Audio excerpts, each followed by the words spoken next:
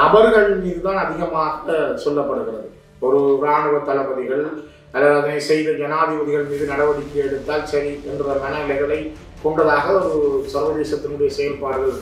தமிழர்கள் மீது குற்றம் புரிந்தவர்கள், இனப்படுகொலை செய்தவர்கள் இந்த சிங்கள ஆட்சியாளர், சிங்கள அரசு. இவர்கள் எப்பொழுதும் இந்த நிலைமையை ஏற்றுக்கொள்ள மாட்டார். அவருக்கு கூடாக அந்த உண்மைகள் கொண்டு வரப்படும். அந்த உண்மைகள் வெளிவந்து விடும் என்ற ஒரு தயக்கம் அல்லது அதனூடாக இலங்கை கொண்டிருக்கிற பயம் ஏனைய நாடுகளை அவர்கள் அதிகமாக நெகோசியேட் பண்ணியிருக்கிறார்கள். அவர்கள் அவரோடு ஊடாடி இருக்கிறார்கள். அந்த ஊடாட்டம் சர்வதேச தலையீட்டோடு ஒரு விசாரணை நடக்குமாக இருந்தால் நான் அதற்கு நேரடியாக வந்து சாட்சியம் அளிக்க தயாராக. ரைனோ ரூஃபிங்கிடமிருந்து ரைனோ பிரீமியர் ரூஃபிங் தீர்வுகள். ஜெனீவாவிலே நடைபெற்ற 60வது கூட்டத்தொடரிலே பங்கு கொள்வதற்காக ஜெனீவாவுக்கு வருகை தந்து இன்றைய தினம் நடைபெற்ற இலங்கைக்கு எதிராக கொண்டு வரப்பட்ட பிரேரணை தொடர்பிலே அந்த நிகழ்விலும் பிரேரணையினுடைய செயல்பாடுகளிலும் பங்கு கொண்டிருந்தது. குறிப்பாக இவரிடமும் ஜெனீவாவிலே கொண்டு வரப்பட்டிருக்கிற பிரேரணை என்பது தமிழ் மக்களுடைய அரசியல் அபிலாஷைகளை அல்லது அவர்களுக்கு நடைபெற்ற இன ரீதியான முரண்பாடுகளை தீர்த்துக் கொள்வதில் ஒரு வேகமான முன்னேற்றத்தை அல்லது நம்பிக்கை தரக்கூடிய வழிமுறைகளை கொண்டிருக்கவில்லை என்ற ஒரு ஆதங்கம் தமிழ் மக்களிடம் இருப்பது போல எங்களிடம் உண்டு. குறிப்பாக கொண்டு வரப்பட்டிருக்கிற பிரேரணை என்பது நிகழ்ச்சி நிரல் 2 பிரகாரம் தான் இந்த நிகழ்ச்சி செயல்பாடுகள் முன்னெடுக்கப்பட்டிருக்கிறது. இதனால் மிக முக்கியமாக நாங்கள் கவனிக்கப்பட வேண்டியது ஒரு இலங்கையில் நடைபெறுகின்ற விடயங்களை தகவல்களை எடுப்பதற்கும் ஜெனீவாவுக்கும் இடைப்பட்ட அந்த மனித உரிமைகள் ஆணையத்துக்கும் இடையிலே கொண்டு வரப்படுகின்ற விடயங்களை கையாளக்கூடிய ஒரு ரிப்போர்ட்டர் ஒருவரை தீர்மானிக்கின்ற விடயம் என்பது இன்னும் கையாளப்படவில்லை. அது நிகழ்ச்சி நிரல் 4 அவை உள்வாங்கப்பட வேண்டும். அவ்வாறு உள்வாங்கப்படாமை என்பது கூட இந்த சரியான தகவல்கள் கொண்டு வரப்படாமைக்கான ஒரு விடயமாக பார்க்கப்படுகின்றது. மிக முக்கியமாக ஒரு சர்வதேச ரீதியாக நடைபெறுகின்ற இந்த ஜெனீவா இந்த மனித உரிமைகள் ஆணையத்திலே கொண்டு வரப்பட்டிருக்கின்ற பிரேரணை நிராகரிக்கப்பட முடியாது. ஏனென்றால் இது ஒரு செயல்பாட்டிலே ரன்னிங்கில் இருக்க வேண்டும், செயல்பட்டு கொண்டிருக்க வேண்டும் என்பதை நாங்கள் நிராகரிக்கவில்லை. ஆனால் கடந்த 15 ஆண்டுகளுக்கு மேலாக இதில் இருந்து ஒரு சரியான முன்னேற்றத்தை நோக்கி எங்களால் போக முடியாமல் இருக்கிறது. தமிழ் மக்களுடைய நடைபெற்று முடிந்த பல்வேறுபட்ட விடயங்களுக்கும் தீர்க்கமான நியாயமான ஒரு தீர்வை எடுத்துக்கொள்வதில் உலகம் இன்னும் ஒரு சரியான வழிமுறையை கைக்கொள்ளவில்லை என்ற ஆதங்கம் எல்லோரிடம் உண்டு. குறிப்பாக தமிழ் மக்களிடம் அது அதிகமாக உண்டு. அதனால்தான் அண்மையிலே நீங்கள் பார்த்திருப்பீர்கள், யாழ்ப்பாணத்திலே செம்மணியில் வலிந்து காணாமலாக்கப்பட்ட தாய்மார்கள் அந்த பிரேரணையை எரிக்க வேண்டிய அளவு நிலைமைக்கு அவருடைய மனநிலைகள் போயிருந்தது. ஆனாலும் கூட இப்பொழுது இந்த ஒஸ்லேப் என்று சொல்லப்படுகின்ற தகவல்களை சேகரிக்கின்ற பொறிமுறை கடந்த ஒரு 3 ஆண்டுகள் நடைபெற்றுக் கொண்டிருக்கிறது. அந்த 3 ஆண்டுகள் நடைபெறுகின்ற இந்த தகவல் சேகரிப்பு நடைமுறையினுடைய ஒரு தொடர்ச்சி இன்னும் 2 ஆண்டுகளுக்கு இருக்கும். இது கிட்டத்தட்ட 13-14 பில்லியன் அமெரிக்க டாலர்கள் அதற்கான செயல்பாடுகளுக்காக தேவை. இன்றைய தினம் கூட அதனை கியூபா கடுமையாக எதிர்த்திருந்தது. அவ்வாறான தொகை பணத்தை செலவழிக்க தேவையில்லை என்று வேறு சில நாடுகளும் ஒரு சில நாடுகள் அதனை எதிர்த்திருந்தார்கள். இந்த பிரேரணைகளை கொண்டு வர வேண்டிய அவசியம் இல்லை என்று. ஆனால் அதே நேரத்தில் ஐரோப்பிய நாடுகள் அதற்கு அதிகமான ஆதரவை தங்களுடைய நியாயப்பாடுகளை முன்வைத்திருந்தார்கள். டாக்டர் மனோகரன் அவர்களுடைய இழப்பின் வடிவத்தினூடாக பிரித்தானியா தன்னுடைய விளக்கத்தை முன்வைத்திருந்தது. ஆகவே இது ஒரு வகையிலே தமிழர்கள் இது இல்லாமல் போனால் அடுத்த கட்டத்துக்கான நகர்வுகளை செய்ய முடியாமல் போகும். இன்னொரு விடயம், என்னதான் நாங்கள் முயற்சிகளை மேற்கொண்டாலும் கூட ரோம் சட்டத்திலே இலங்கை தன்னுடைய ஒப்புதலை வழங்காதவரை, அந்த ரோம் சட்டங்களில் இலங்கை கையொப்பம் இடாதவரை ஐசிஜே என்ற விடயங்களை நோக்கி நகர்த்துதல் மிக கடினமானதாக இருக்கும் என்பதுதான் பல ஆய்வாளர்கள் பார்வையாளர்களுடைய கருத்தாக இருக்கிறது. குறிப்பாக அதற்கான முயற்சிகளை முன்னெடுப்பதானால் இலங்கைக்கு சர்வதேச நாடுகள் ஒரு கடுமையான அழுத்தத்தை பிரயோகிக்க வேண்டும், அவர்களை ரோம் சட்டத்துக்கு கொண்டு வர வேண்டும். அதனை விட இலங்கை ஏற்றுக்கொள்கிற ஒரு பக்குவ நிலைக்கு வர வேண்டும். இன முரண்பாடுகள் இப்பொழுதும் இலங்கையிலே இருக்கிறது என்ற விடயம் ஓரளவுக்கு உலகத்தில் ஏற்றுக்கொள்ளப்பட்டாலும் கூட அதுவும் மிகவும் ஒரு மிதமான மந்தமான நிலைக்கு தள்ளப்பட்டிருக்கிறது. ஏற்கனவே ஒரு மாதங்களுக்கு முதல் கொண்டு வரப்பட்ட ஜீரோ டிராஃப்ட் முதலாவது வரைவு பல பலகீனங்களை கொண்டதாகத்தான் இன்றைய இறுதி வரைவு கொண்டு வந்திருக்கிறது. திருப்தி கொள்ளாவிட்டாலும் கூட கோக் கண்ட்ரிஸ் என்று சொல்லப்படுற பிரித்தானியா, கனடா உட்பட ஜெர்மனி இந்த நாடுகள் தயாரித்த இந்த நோர்த் மெசடோனியா, மலாவி இந்த நாடுகள் சேர்ந்து தயாரித்த இந்த இன்றைய பிரேரணையை 22 நாடுகள் சேர்ந்து வரவேற்றிருந்தாலும் கூட அது ஒரு வாக்கெடுப்புக்கு போகாமல் அல்லது வாக்கெடுப்பிலே அது கொண்டு செல்லப்படாமல் அங்கீகரிக்கப்பட்டிருப்பதும் ஒரு வகையிலே ஏதோ ஒரு வகையில் அது நடைமுறையில் இருக்கும் என்பதை வெளிக்காட்டி இருக்கிறது. தொடர்ந்தும் இந்த ஓஸ்லாப் என்று சொல்லப்படுகின்ற தகவல்களை சேகரிக்கின்ற அலுவலகம் தகவல்கள் வழங்கப்படுவது சேகரிக்கப்படுகின்ற விடயங்களை தொடர்ந்து இன்னும் 2 ஆண்டுகளில் இதனுடைய விளைவுகளை நாங்கள் பார்க்கக்கூடியதாக இருக்கும் என்று நினைக்கிறேன்.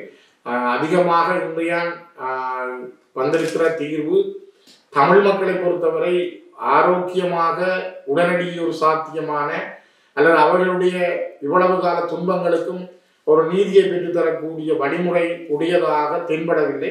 ஆனாலும் அது தவிர்க்கப்பட முடியாதது என்ற ஒரு எண்ணத்தோடு அதனை நாங்கள் அரவணைத்து செல்ல வேண்டியவர்களாக இருக்கிறோம். தற்போது நீங்கள் குறிப்பிட்டிருந்தீர்கள் ஓஸ்லோ ஐக்கிய நாடுகள் சபையின் விசாரணை அலுவலகத்தின் சார்பில் பல செயற்பாடுகள் முன்னெடுப்பதாகவும் எதிர்வரும் 2 ஆண்டுகளில் பாதிக்கப்பட்ட தரப்பினர் தொடர்ந்து அந்த விசாரணைகளில் ஒத்துழைக்கின்ற பட்சத்தில் அது ஒரு பொறுப்பு கூறுதலை இன்னும் உறுதிப்படுத்தும் என்று. ஆனால் இலங்கை அரசாங்கம் குறிப்பிட்டிருக்கிறது பிரேரணையையும் சர்வதேச தலையீட்டையும் தொடர்ந்து மறுப்பதற்கான வாய்ப்புகளை இலங்கை அரசாங்கம் தன்னுடைய கருத்துக்களூடாக வெளிப்படுத்தி இருக்கின்ற சூழ்நிலையில் பாதிக்கப்பட்ட தரப்பினரிடமிருந்து இந்த அறிக்கையிடும் அதிகாரிகள் அல்லது விசாரணை அலுவலகம் எப்படி இதனை ஒரு சுயாதீனமாக இலங்கைக்குள் சென்று எடுத்து வருவதற்கு வாய்ப்பு இருக்கின்றது? நீண்ட காலமாக இலங்கையினுடைய செயல்பாடுகள் என்பது இலங்கை அரசாங்கம் அதனை ஏற்றுக்கொள்ள தயாரில்லை. குறிப்பாக இங்கேயும் ஒரு குறைபாடு இருக்கிறது. நபர்கள் மீதுதான் அதிகமாக சொல்லப்படுகிறது. ஒரு இராணுவ தளபதிகள் அல்லது அதனை செய்த ஜனாதிபதிகள் மீது நடவடிக்கை எடுத்தால் சரி என்ற மனநிலைகளை கொண்டதாக ஒரு சர்வதேசத்தினுடைய செயல்பாடுகள். இந்த செயல்பாடு அரசாங்கத்தின் மீதானதாக மாறலாம். இலங்கை அரசுதான் தமிழ் மக்கள் மீது இந்த போர்க்குற்றங்கள் தமிழ் மக்கள் மீதான இனப்படுகொலையை புரிந்தார்கள் என்பதை ஏற்றுக்கொள்ளுகிற பக்குவம் ஏற்றுக்கொள்ளுகிற நிலைமை உருவாக்கப்பட வேண்டும். குறிப்பாக 2015ஆம் ஆண்டு செப்டம்பர் மாதம் கொண்டு வரப்பட்ட பிரேரணை ஒரு சர்வதேச அளவிலே தொழில்நுட்ப ஆலோசனைகள், ப்ராசிக்யூட்டர்ஸ், ஓய்வு பெற்ற நீதிபதிகளுடைய ஆலோசனைகளோடு கொண்டு வரப்படுவதற்கான ஏற்பாடுகள் இருந்தது. அதனை அப்பொழுது இருந்த இலங்கையினுடைய வெளியுறவுத்துறை அமைச்சர் அதனை ஏற்றுக்கொண்டு இருந்தார். இலங்கையும் அதனை ஏற்றுக்கொண்டிருந்தது. ஆனால் இப்பொழுது இருக்கிற அரசு ஒரு வித்தியாசமான முறையில் அவர்கள் தங்களுடைய அமைச்சரவை கூட தீர்மானித்து இதனை ஏற்கவில்லை என்று தீர்மானித்திருக்கிறார்கள். அவை இந்த அரசுகள் மட்டுமல்ல, இனிமேல் வரப்போற அரசும் சரி. என்றால் இலங்கையிலே தமிழர்கள் மீது குற்றம் புரிந்தவர்கள், இனப்படுகொலை செய்தவர்கள் இந்த சிங்கள ஆட்சியாளர்கள், சிங்கள அரசு. இவர்கள் எப்பொழுதும் இந்த நிலைமையை ஏற்றுக்கொள்ள மாட்டார்கள். அவர்கள் இதில் இருந்து தங்களை விடுவித்துக் கொள்வதற்காக சர்வதேச சமூகத்துக்கு இது ஒரு பொய்யை அல்ல புனைகதைகளை சொல்லிக் கொண்டே இருப்பார்கள். இருந்தாலும் தொடர்ந்து அதனை இறுக்கி பிடித்து அதனை ஒரு சர்வதேச தரத்திலே விசாரணை செய்து நீதியை பெறுவதற்கான முயற்சிகளை புலம்பெயர் தமிழர்கள், தமிழ்நாட்டிலே உள்ள தமிழ் அமைப்புகள், நிலத்தில் இருக்கின்ற தமிழ் தேசியத்தோடு உணர்வுபூர்வமாக ஈடுபடுகின்ற ஒவ்வொரு அமைப்புகளும் இணைந்து ஒரு புள்ளியாக செயல்படுகின்ற பொழுதுதான் இதற்கான ஒரு வெற்றியை எங்களால் அடைய முடியும் என்று நான் மிக உறுதியாக நம்புகிறேன். தமிழ் தரப்புகள் மற்றும் மனித உரிமைகள் அமைப்புகள் ஐக்கிய நாடுகள் சபையிடம் குறிப்பாக நீங்கள் முன்னர் குறிப்பிட்டது போன்று விசேட அறிக்கையிடும் ஆணையாளர், ஸ்பெஷல் ரிப்போர்ட்டர், இது தொடர்ச்சியாக ஒரு தசாப்தத்துக்கு மேலாக சர்வதேச நாடுகளால் தொடர்ச்சியாக நிராகரிக்கப்பட்டு வருகின்ற விடயம்.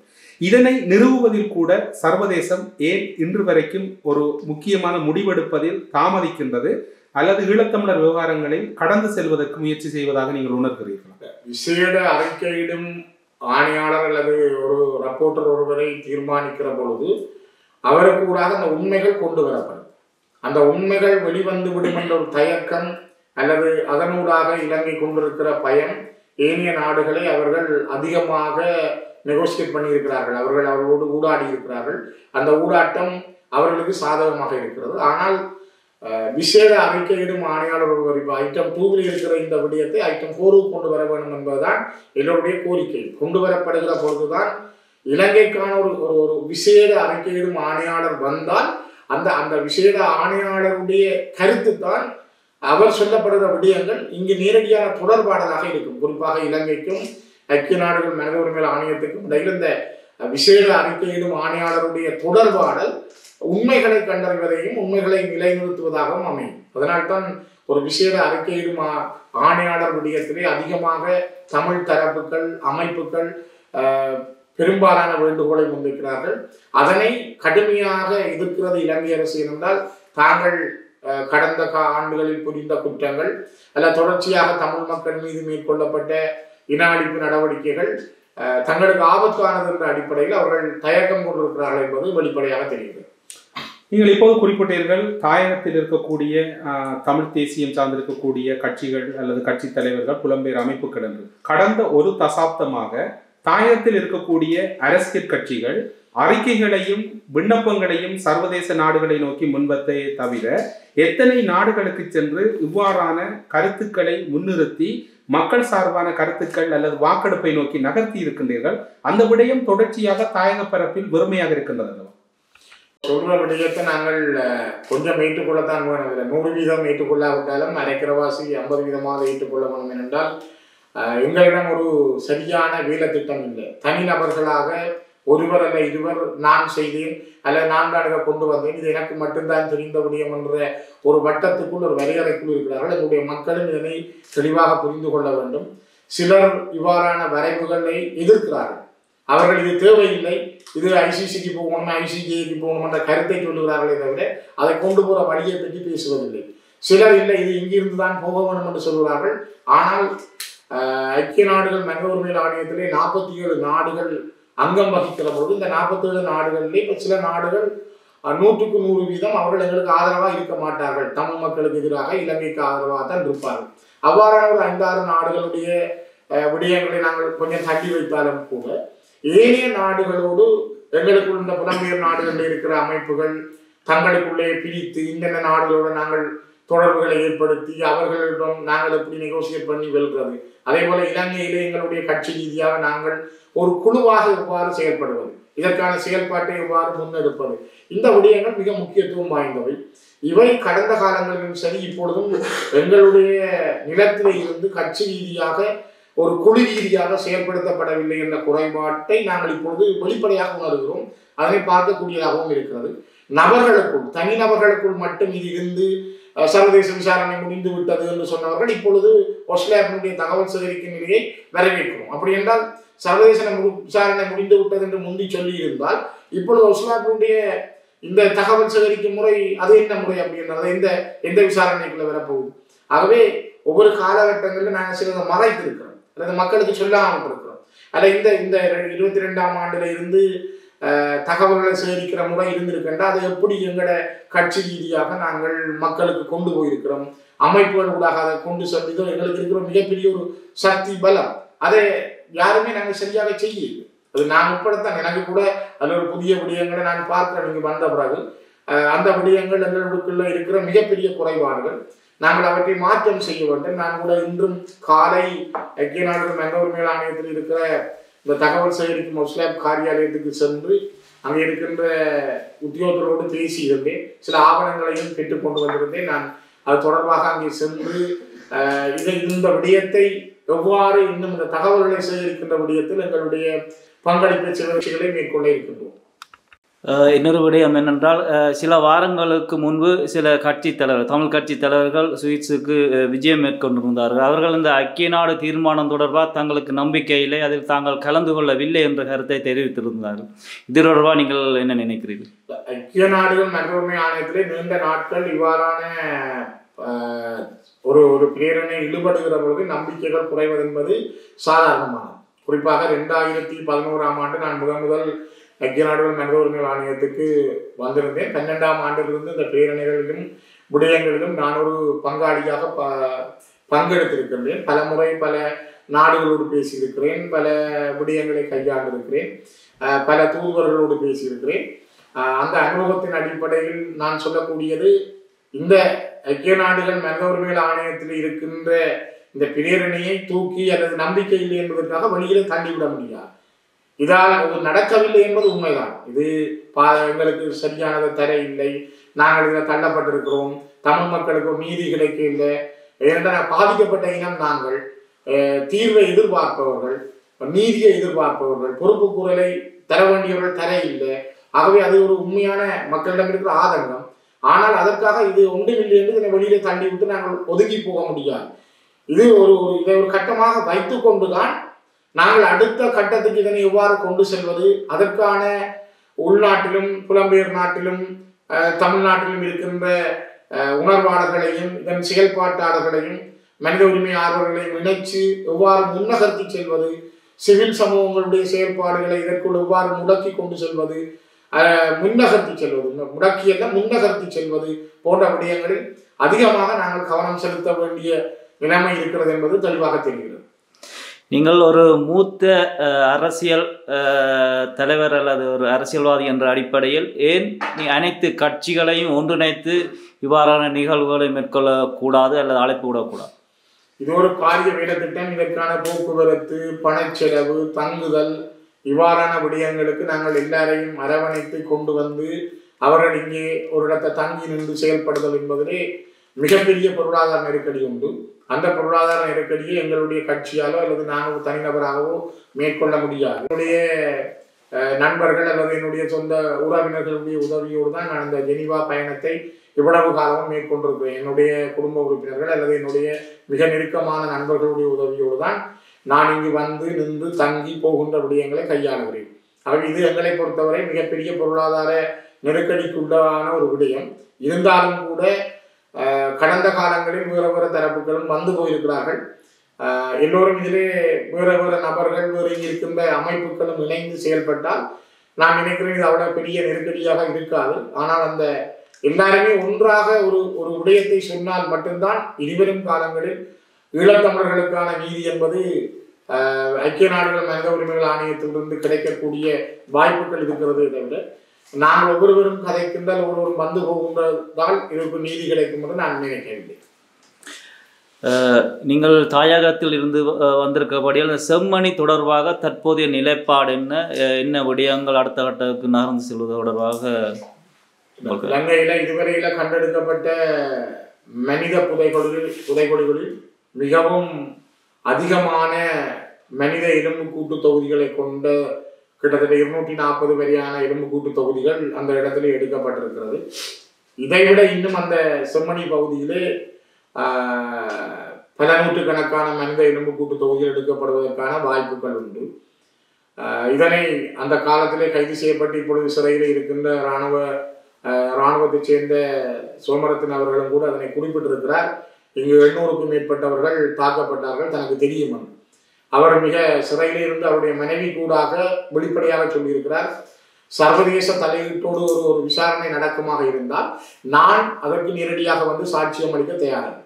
நான் அதனை பாராளுமன்றத்திலும் கூட சொல்லியிருந்தேன். சோமவன்ச அவர்கள் சொல்லியிருக்கிறார், அவருடைய மனைவி எழுதிய கடிதத்தையும் நான் பாராளுமன்றத்திலே சமர்ப்பித்து குறிப்பிட்டிருந்தேன், அவருக்கு அந்த சந்தர்ப்பத்தை வழங்க வேண்டும். அவ்வாறான ஒரு நிலை என்பது உலகத்திலே இனி அந்த எடுக்கப்படுற எலும்புக்கூடுகள் ஒரு கார்பன் டெஸ்ட் செய்யப்பட வேண்டும், DNA செய்து அதனுடைய காலம், அது யாரோடு தொடர்புபடுத்தப்பட்டது, தொடர்புள்ளது என்ற விடயங்கள் எடுப்பதற்கான ஒரு கால இடைவெளி உண்டு. அதுக்கான பாதுகாப்பு, அந்த எலும்புக்கூட்டு தொகுதிகளை எங்கே வைத்திருப்பது, எந்த இடத்துல அது பாதுகாக்கப்பட வேண்டும், அவ்வாறு பாதுகாக்கப்படுற எலும்புக்கூட்டு தொகுதிகளை என்னென்ன தொகுதிகள் எடுத்து எங்கே அனுப்பப்பட வேண்டும், அது டெஸ்டிங்குக்காக. அப்போ அது பரீட்சித்தலுக்காக அனுப்பப்பட்டு அது எளிய முறைப்படி வர வேண்டாம். இப்போ ஒரு எலும்புக்கூடு ஒருவருடைய இரத்த மாதிரிகளோடு ஒரு குடும்பத்தினோடு சேர்ந்து தான் ஒத்து பார்க்க வேண்டும். இப்போ அதற்கான பதிவு செய்யப்பட்டவர்கள் யார், அவ்வாறான விடயங்கள் இன்னொரு நீண்ட பயணமானது. ஆனால் ஒட்டுமொத்தத்தில் தெளிவாக தெரிகிறது, செம்மணி என்பது தமிழர்கள் மீது புரியப்பட்ட இனப்படுகொலையினுடைய மிகப்பெரிய அடையாளம். உலகத்திலே அதிகமான, அதில் இலங்கையிலே அதிகமான எலும்பு கூட்டு தொகுதிகள் கண்டெடுக்கப்படுகின்ற ஒரு இடமாக செம்மணி இருக்கிறது. அது ஒரு எலும்பு கூடுகளின் வயலாகவே இருக்கிறது. நீண்ட கால அடிப்படையில் இன்னும் அது பல விடயங்களை வெளிப்படுத்தக்கூடும். அதை மிக நிதானமாக பொறுமையோடு பொறுப்போடு தான் நாங்கள் அந்த விடயங்களை பேசவும் வேண்டும், கையாளவும் வேண்டும். ஐக்கிய நாடுகள் சபையினுடைய நிலைப்பாடுகள் தொடர்பில் மஹிந்த ராஜபக்ச, கோட்டாபய ராஜபக்ச ஆகிய இருவருடைய காலத்திலும் சரத் பொன்சேகா அடங்கலாக மூவரும் நேரடியாகவே போர்க்குற்றங்களில் ஈடுபட்டிருந்தனர். யுத்த களமுனைகளில் அவருடைய செயற்பாடு இருந்தது. இராணுவ தளபதிகள் பலருடைய பெயர்கள் தொடர்ச்சியாக பெயரிடப்பட்டு கொண்டிருக்கின்றன. ஐக்கிய நாடுகள் சபை ஏன் இவர்களுடைய பெயர்களை ஒரு வரையறைக்குள் கொண்டு வருவதிலோ அல்லது இவை தொடர்பில் ஒரு காட்டமான தன்னுடைய நிலைப்பாட்டை அறிவிப்பதிலோ தொடர்ந்து பின்னடித்து கொண்டு ஒரு நழுவல் போக்கோடு பயணிக்கிறது என்றால், மேற்குலக நாடுகள் இந்த யுத்த குற்றத்தில் ஈடுபட்டவர்களை தங்களுடைய தேவைகளுக்காக பயன்படுத்துவதற்காக பாதுகாத்து வருகின்றன. யுத்தம் நடக்கிற பொழுது யுத்தத்துக்கு ஆயுத தளவாடங்களையும் நிதி உதவியையும் இதே உலக நாடுகள் தான் இலங்கைக்கு வழங்கியிருந்தது. கிட்டத்தட்ட 22 நாடுகள் மீதான யுத்தத்துக்கு காரணமாக இருந்தது என்பது நாங்கள். அதே நேரம் யுத்தம் முடிந்த பிற்பாடு மனித உரிமைகள் என்ற அடிப்படையில் நீதியை வழங்குவதாக இதிலே சில நாடுகள் முன்வந்திருக்கின்றன. இந்த நீதி கிடைக்கும் என்ற நம்பிக்கையோடு தான் நாங்கள் இந்த விடயங்களிலே முன்னுக்கு இருக்கிறோம். ஆனால் இராணுவ தளபதிகள் அல்லது அரசியல் ஆட்சியில் இருந்த அரச தலைவர்கள் மீதான விடயங்களை கையாளுதல் என்பதில் ஒரு இறமையுள்ள அரசாங்கமாக இலங்கை அரசை அவர்கள் பார்க்கிறாங்க. இறமையுள்ள ஒரு அரசுகள் மாறுகிறது. குறிப்பாக 2015 19 வரைக்கும் மைத்ரிபால சிறிசேன, ரணில் விக்ரமசிங்கவனுடைய காலத்திலே அவர்களுக்கு ஒரு சந்தர்ப்பம் கொடுத்து பார்க்கலாமே, அவர்களுக்கு அந்த வாய்ப்பை கொடுப்போமே என்று உலகம் அந்த காலத்தை பயன்படுத்தி கொண்டார்கள். அப்பொழுது இருந்த அரசும் கூட சொன்னார்கள், நாங்கள் ஜெனீவாவிலே கொண்டு வரப்படுற தீர்மானத்தை 2015 ஏற்றுக்கொண்டு நாங்கள் நடைமுறைப்படுத்துவோம் என்று சொன்னார்கள். ஆனால் அவர்களுடைய காலம் முடிய அவர்கள் கைவிட்டு. இப்பொழுது சர்வதேச சமூகம் சொல்லுகிறது புதிய ஒரு அரசு வந்திருக்கிறது. அதிலும் கடந்த காலங்களில் இருந்த ஒரு தொடர்நிலையான அரசியல் அரச முறைகளை தாண்டி இவர்கள் ஒரு இடதுசாரித்துவ கொள்கையோடு ஒரு வித்தியாசமான சிந்தனையோடு வந்திருக்கிறார்கள். அவர்களுக்கு ஒரு வாய்ப்பை கொடுக்க வேண்டும். அவர்கள் இளமை உள்ளவர்கள், மக்களால் தெரிவு செய்யப்பட்டிருக்கிறார்கள். அவர்களுக்கு 159 பாராளுமன்ற உறுப்பினர்கள் இருக்கிறார்கள். நிறைய மக்கள் அவர்களுக்கு வாக்களித்திருக்கிறார்கள். ஆகவே அதற்கான வாய்ப்புகளை கொடுக்க வேண்டும் என்ற ஒரு சூழலை உலகம் சொல்ல பார்க்கிறது. இப்பொழுது இலங்கையில் இருக்கிற அரசும் சொல்லுகிறது, வடக்கு கிழக்கிலே கூட தமிழ் மக்கள் அதிகமான பாராளுமன்ற உறுப்பினர்களை எங்களுக்கு தந்திருக்கிறார்கள். ஆகவே மக்கள் கூட எங்களோடு தான் தமிழ் மக்கள் நிற்கிறார்கள் என்ற செய்தியை சொல்லுகிற பொழுது சர்வதேச சமூகத்தினரும் அது ஒரு செய்தியாக அல்லது ஒரு கருவியாக பயன்படுத்தப்படுகிறது. இந்த விடயத்திலே நாங்கள் ஒன்றை தெளிவாக உணர்ந்து கொள்ள வேண்டும். நீதி என்பது ஆட்கள் யார் கூட வாக்களிக்கிறார் அல்லது யார் கூடுதலாக வாக்களிக்காமல் விடுகிறார் என்பதல்ல. நீதி தராசிலே நிறுத்தப்படுகிற பொழுது யார் குற்றம் புரிந்தாரோ அந்த குற்றம் புரிந்தவர் மீது நடவடிக்கை எடுப்பதற்கு உலகம் தயங்கக்கூடாது. அந்த நீதியை வழங்க வேண்டும், பொறுப்பு கூறலை செய்ய வேண்டும். அதனை இன்னும் சர்வதேச சமூகம் கடுமையான அல்லது ஒரு கனதியான ரீதியில் கையாளவில்லை என்ற குறைபாடு உண்டு. நான் நினைக்கிறேன் இனிவரும் காலங்கள் இந்த அரசினுடைய போக்குகளையும் அவதானித்து அவர்கள் ஒரு விடயத்தை கையாளக்கூடிய வாய்ப்புகளை கொடுக்கும் என்று நான் நம்புகிறேன். இன்னொரு கருத்து இருக்கிறது, கடந்த தேர்தலில் கணிசமான பாராளுமன்ற உறுப்பினரை அரசு பெற்றிருக்கிறது.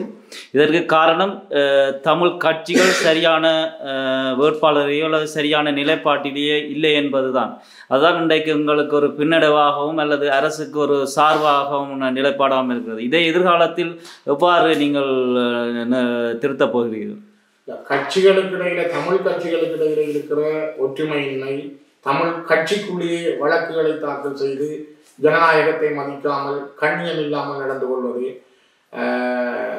சூழ்ச்சி முறையிலே ஜனநாயகத்தை மீறிய வகையிலே எதையும் நாங்கள் சூழ்ச்சியாகவே கைப்பற்றி செய்ய முடியும் என்று கருதுகின்ற சிலருடைய நடவடிக்கைகள், அவர்களுடைய துர்நடத்தைகள் அல்லது கண்ணியம் இல்லாத நடத்தைகள் என்பது பல்வேறுபட்ட வெறுப்புணர்வுகளை தமிழ் மக்களுக்கு கொடுத்திருந்தது. அந்த அவ்வாறான வெறுப்புணர்வுகளும் மக்களிடம் இருந்த வேறுபட்ட மனநிலைகளும் தான் நாங்கள் வேறு தெரிவுகளை நோக்கி அவர்களை தள்ளி இருந்தது. ஆனால் இன்று மக்களிடம் அந்த சிந்தனைகள் மாறி இருக்கிறது. நாங்கள் இப்படியே போனால் என்ன நடக்கும்? சிலரை நிராகரிக்க வேண்டும், நிராகரிப்பவர்களை நிராகரிக்கலாம். ஆனால் எங்களுக்கான உரிமை என்ற விடயத்தில் நாங்கள் எவ்வாறு நடந்து கொள்ள வேண்டும் என்பது மக்களும் சிந்திக்க தரப்பட்டிருக்கிறார்கள். நான் நினைக்கிறேன் கட்சிகளுக்குள் இருந்து வழக்கு போட்டு வழக்குகள் தாக்கல் செய்து இன்னொருவருடைய நேர்மையான ஜனநாயக உரிமைகளை பறிக்கின்றவர்களும் சிந்திக்க வேண்டிய ஒரு காலம் வந்திருக்கிறது. அந்த இயற்கையினுடைய பாதையில் சரியாக தன்னுடைய பாதங்களை ஒருவரும் சரியாக வைத்தால் தமிழ் மக்கள் எப்பொழுதும் நேர்மையோடும் கண்ணியத்தோடும் தங்களுடைய பதிவை மேற்கொள்வார்கள். ஐக்கிய நாடுகள் சபையினுடைய கூட்டத்தொடர் நடக்கும்போது நீங்கள் தவறாமல் உங்களுடைய குரல்களை பதிவு செய்கிறார்கள். இலங்கையிலும் இருந்து தங்களுடைய குரல்களை பதிவு செய்கிறார்கள். அதே போன்று இங்கு இருக்கிறவர்களும் தங்களுடைய செயற்பாடுகளை செய்து கொண்டுதான் இருக்கிறார்கள்.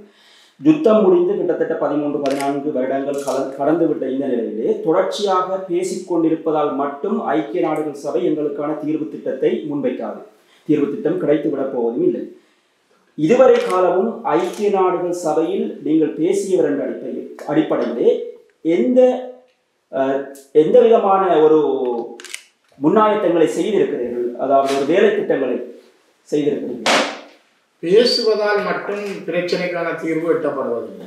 இது ஒரு நடைமுறைக்கான பொறுப்பு குரலுக்கான விடயங்களை கையாளுது. சில வேளைகளில் இப்பொழுது கொண்டு வரப்படுற தீர்மானம் சாதகமானதாக இருக்கலாம். உதாரணத்துக்கு 2015ஆம் ஆண்டில் கொண்டு வரப்பட்ட தீர்மானத்தில் ஒரு சர்வதேச கலப்பு முறை ஒன்று இருந்தது. இலங்கைக்குள்ளேயும் எவ்வாறு விசாரிக்கப்பட வேண்டும், அதே நேரம் சர்வதேச சமூகத்தினுடைய செயல்பாடுகள் எவ்வாறு உருவாக்கப்பட வேண்டும் என்பது சொல்லப்பட்டிருந்தது. ஆனால் அதனை அப்பொழுது இருந்த அரசு அதனை ஏற்றுக்கொண்டு நடைமுறைப்படுத்த தயாராக இருந்தது. பின்னர் வந்த அரசுகள் அதனை நிராகரித்தன. வந்தவுடனே அதனை கைவிட்டன. இப்போ இலங்கையினுடைய அரசியல் என்பது ஒரு சிங்கள பௌத்த மேலாதிக்கத்தோடு இருக்கிற அந்த சிங்கள அரசியல் தன்மைக்குள் ஒரு நீதி கிடைக்கும் என்று நாங்கள் சொல்ல முடியாது. ஏன்னா கடந்த 80 வருடங்களாக நாங்கள் அதைத்தான் பார்த்திருக்கோம். ஐக்கிய நாடுகள் மனித உரிமைகள் ஆணையத்திலே பேசுவதுன்றது ஒரு வகையானது. அது தகவல்களை சொல்லுவது, தகவல்களை பதிவு செய்வது. ஆனால் இது ஒரு தொடர் நடவடிக்கை. இந்த 47 நாடுகளும் மாறும். இந்த 2025ஆம் ஆண்டில் இருக்கின்ற சில நாடுகள் 26ஆம் ஆண்டுக்கு இருக்க மாட்டாங்க. 26ல் இருக்கிறவங்க 27க்கு இருக்க மாட்டாங்க. ஆனால் ஒரு நாட்டுக்கு 3 ஆண்டுகள் ஐக்கிய நாடுகள் மனித உரிமைகள் ஆணையத்தில் இருப்பதற்கான வாய்ப்புகள் கிடைப்பது. ஆக இந்த வருகின்ற மாறுகின்ற நாடுகளோடு நாங்கள் ஊடாட்டங்கள், அவர்களோடு நாங்கள் உரையாடல்கள், அவர்களுக்கு எங்களுடைய நிலப்பாடுகளை சொல்லுதல், இது ஒரு மிக முக்கியமானது. இங்கே சின்ன சின்ன விஷயங்கள்ல கூட மிகப்பெரிய அளவான தாக்கங்களை நாங்கள் பார்க்கலாம். குறிப்பாக ஒரு எத்தினிக் கன்ஃப்ளிக்ட் என்ற ஒரு சொல்லை நீக்க வேணும் என்று நிற்கிறாங்க. சில நாடு நீக்க வேணும் என்று நிற்குது, சில நாடு இல்லை இருக்கட்டும் என்று சொல்றாங்க. ஒரு இனமுரண்பாடு என்று சொல்லி கூட அதுக்கு வரக்கூடாது என்றதுல இருக்கிறாங்க. அதே மாதிரி ஒவ்வொரு விடயங்களும் சின்ன சின்ன விடயங்கள்ல கூட அவர்கள் மாஸ்கிரேவ், உதாரணத்துக்கு மாஸ்கிரேவ் என்பது செம்மணி என்பதையும் எடுக்கணும், மாஸ் என்பதையும் எடுக்கணும், கிரேவ் இருக்கட்டும் என்று சொன்னால் அது எப்படி இருக்கும்? இது ஒவ்வொரு விடயங்கள் ஒரு சின்ன சின்ன விடயங்கள் ஆராயப்படுற பொழுது அதுக்காகவே நீண்ட நேரங்களில் செலவழிக்கிற ஒரு செயல்பாடுகளை நாங்கள் அவதானிக்கக்கூடியதாக இருக்கிறோம். ஒவ்வொரு நாடுகளோடு பேசுகிற பொழுது அல்லது இந்த விடயங்கள் தொடர்பாக குழு நிலையிலே நடைபெறுகின்ற விவாதங்களின் பொழுதெல்லாம் அதனை நியாயப்படுத்த நாங்கள் நேரடியாக கதைக்க முடியாது. அதற்கு அங்கத்துவம் வகிக்கின்ற நாடுகளுக்கூடாக தான் அதை சொல்ல வரும். அப்போ நாடுகளுக்கூடாக சொல்வது என்பது பெரிய நீண்ட பயணம். அது அந்த விடயத்தை கையாள்வதற்கான பலம் தனி ஒரு ஒரு என்னுடைய மண்ணிலே இருந்து வருகின்றவர்களால் மட்டுமல்ல, புலம்பெயர் நாடுகளில் இருக்கின்ற பலங்கள், குறிப்பாக பிரித்தானியா, கனடா போன்ற நாடுகளிலே ஒரு வாக்கு பலம் தமிழர்களிடம் உண்டு.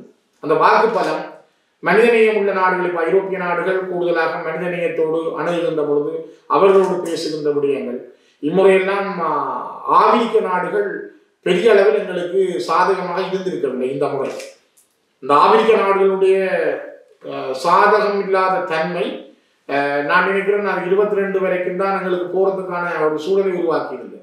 அது யார் பேரணியை கொண்டு வந்தாலும் ஆப்பிரிக்க நாடுகளில் இருந்த சின்ன சின்ன நாடுகள் எங்களுக்கு எதிராக மாறுகிற பொழுது அல்லது இலங்கை அரசுக்கு சார்பாக மாறுகிற பொழுது எங்களுடைய பிரச்சனைகள் மூடி மறைக்கப்படுதல் அல்லது கிடப்பிலே போடப்படுகின்ற விடயமாக மாறுகின்றது. அதனால்தான் இம்முறை ஒரு பலவீனமான பிரேரணியாக இருந்தாலும் வாக்கெடுப்பு இல்லாமல் நிறைவேற்றப்பட்டதற்கும் அது ஒரு காரணமாக அமைந்திருந்தது.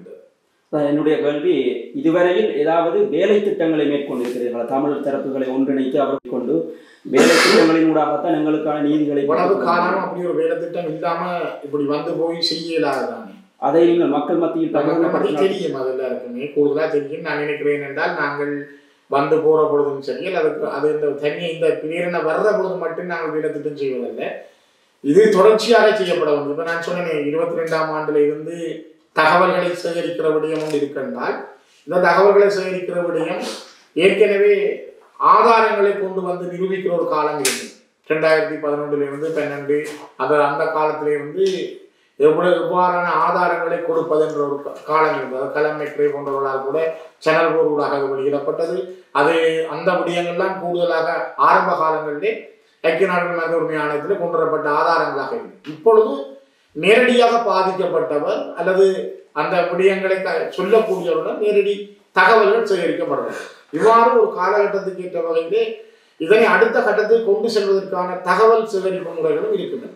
மெல்ல மெல்ல மெல்ல தான் இந்த விடயங்கள் கையாளப்படுகிறது. இது நாங்கள் ஒரு பாதிக்கப்பட்ட இனமாக எடுத்த உடனே நாங்கள் ஒரு நாடு அல்ல. இலங்கை ஒரு நாடு, இளமையுள்ள நாடு. அவர்களுக்கு நாடுகளுடைய ஆதரவு உண்டு, நிதி திரட்டக்கூடிய வாய்ப்புகள் உண்டு. ஆனால் ஒரு பாதிக்கப்பட்ட இனமாக, நீதி கேட்கின்ற இனமாக எங்களுக்கு அந்த பக்கங்கள் குறையும். ஆனால் எங்களிடம் இருக்கிறவர்கள் நீங்கள் கேட்பது போல ஒற்றுமை தன்மைகளும் குறையும். எல்லாரும் ஒரு புள்ளியிலே நின்று நாங்கள் சந்தித்து பேச வேணும், அல்ல நாங்கள் இந்த விடயம் சரியானது இப்படித்தான் போக வேணும் என்றது எங்களுக்குள்ளேயும் குறைவாக இருக்கிற காரணத்தால் தான் இது ஒரு இழுபட்ட நிலை அல்லது ஒரு பின்தங்கிய நிலை உண்டு. இனிவரும் காலங்களில் கூட இந்த விடயத்திலே ஒற்றுமையாக நாங்கள் செயல்பட தவினால் இது இன்னும் எங்களை கையை விட்டு போகலாம். இன்னும் ஒரு கேள்வி, அண்மையிலே வெளிவந்த ஐநாவுடைய அறிக்கையிலே தமிழர்களுக்கு பாதகமான ஒரு அறிக்கையாகத்தான் அது பார்க்கப்படுகிறது. இலங்கையினுடைய ஒற்றையாட்சியின் தமிழர்கள் ஒற்றுமையாக வாழ வேண்டும் என்ற ஒரு தொழில் தான் அந்த அறிக்கை இருக்கிறது. எந்த விதமான ஒரு எதிர்ப்புகளையும் காட்டவில்லை. உடனே அந்த அறிக்கையை சற்று 2 நாட்களுக்கு முன்னே எரித்திருக்கிறார்கள் நினைக்கிறேன். அந்த அறிக்கை வெளிவந்த உடனேயே தமிழர் கட்சிகள் ஒன்றிணைந்து தங்களுடைய எதிர்ப்பை காட்டியிருந்தால் ஐநா அதை அவதானித்திருக்கும். அதை ஏன் செய்யவில்லை? அறிக்கைகளை எழுதுறது அல்லது கிழிச்செறிகிறது முக்கியம் இல்லை. அதால பெரிய விஷயங்கள் நடக்க போறதில்லை. அது நாங்கள் அதை அவதானமாக செய்யப்படும். மக்கள் சாதாரண மக்கள், வலியோடு இருக்கிற மக்கள், தங்களுடைய பிள்ளைகளை ஒப்படைத்தவர்கள், கணவனை ஒப்படைத்தவர்கள், அவர்கள் அந்த வலி மிகுந்த போராட்டத்தில் இருக்கிற பொழுது தங்களுக்கு நீதி கிடைக்கவில்லை என்று அவர்கள் அந்த அறிக்கையை கொடுத்துறது அவையின் மனதோடு சம்பந்தப்பட்ட விடயம். ஆனால் ஒரு ராஜதந்திர ரீதியாக இந்த உலகத்தில் விடயத்தை கையாள்வதாக இருந்தால், நாங்கள் ஏற்கனவே 2015 இந்த அறிக்கை வெளியிடப்பட்ட பொழுது சிலர் அதனை ஐக்கிய நாடுகள் மனித உரிமை ஆணையத்துக்கு வெளியில கிழித்து போட்ட வரலாறுகளும் உண்டு. பிறகு அவர்களே இல்லை நாங்கள் வரவேற்கிறோம்னு சொன்ன வரலாறும் உண்டு. அவை நாங்கள் அடிக்கடி மாறி மாறி கதைக்க முடியாது, பேச முடியாது. இதே ஒற்றையாட்சி என்பது அது வேறு அரசியல் ரீதியான பிரச்சனை, அரசியல் தீர்வு பற்றிய விஷயம். நாங்கள் மனித உரிமைகள் ஆணையத்தில் பேசப்படுற விஷயம் எங்களுக்கு நடைபெற்றது இனஅழிப்பு, போர்க்குற்றங்கள், மனித குலத்துக்கு எதிரான குற்றங்களுக்கான தீர்வு விடயம் தொடர்பிலே ஒரு சர்வதேச சமூகத்தினுடைய அழுத்தத்தையும் அதற்கான நீதியையும் பெற்றுக்கொள்வதற்கான முதலாவது பயணம். அதை நாங்கள் சரியாக கொண்டு சொன்னோம். அதிலே இலங்கை அரசுக்குரிய பொறுப்பு கூறலை சரியாக இறுக்கமாக நிலைநிறுத்தினாலே அடுத்தது என்ன ஆட்சி முறைக்க போறதோ இல்லை என்ன தீர்வு நோக்கி போறன்றதை நாங்கள் 2வதா பார்க்கலாம். இப்போ அவர்கள் அதில் சொல்றார்கள் அல்லது இதில் சொல்றார்கள் என்பதற்காக நாங்கள் போக தேவையில்லை. நாங்கள் எங்களை பொறுத்த வரைக்கும் இந்த விடயம் ஒரு தனி விடயம். இது அரசியல் தீர்வோடு சம்பந்தப்பட்ட விடயமாக வச்சு நாங்கள் பார்க்க வேண்டிய அவசியம் இல்லை.